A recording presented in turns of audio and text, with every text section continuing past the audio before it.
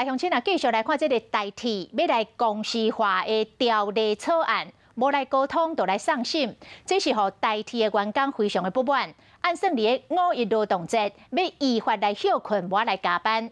目前的统计有8成2的员工是连续要来休困，其中花莲台东线用要100%长线。若西半部嘛有9成2化停工，再去交通部长王国材甲代替工会来协商，结果这个协商阁来破局。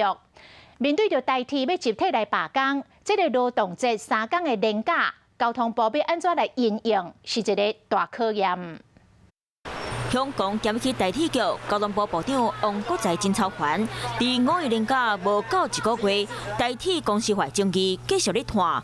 企业工会不按公司化条例草案收赶紧上路，互代替员工真无欢喜。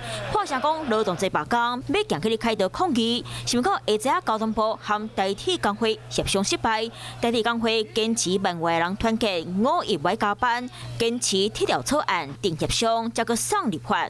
口口声声是在讲，就是说他有跟工会协商，然后但是讲的内容里面来讲话，所有人都不清楚这样啊。那个协商其实它都是假的啦。现阶段有12000个人参加人数，其中司机员参加率只要95%。5月这天统计造成华东县100%动线，西半部冇9成2停工。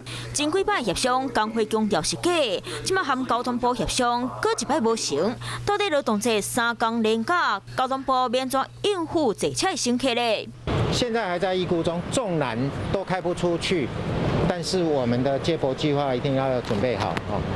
那当然，最坏的打算是这样啦。部长嘛强调，本来要好好瞧，不过工会刚开始就提出要甲条例推动去，互因真无奈。佢讲改革列车已经驶到这边，无可能推动去。面对罢工，部长讲希望继续协商，代替做罢工，嘛考验交通部化解危机的能力。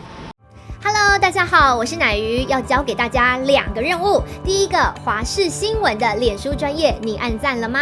还有华视新闻的 YouTube 频道，赶紧订阅起来，还要记得按赞，开启小铃铛哦。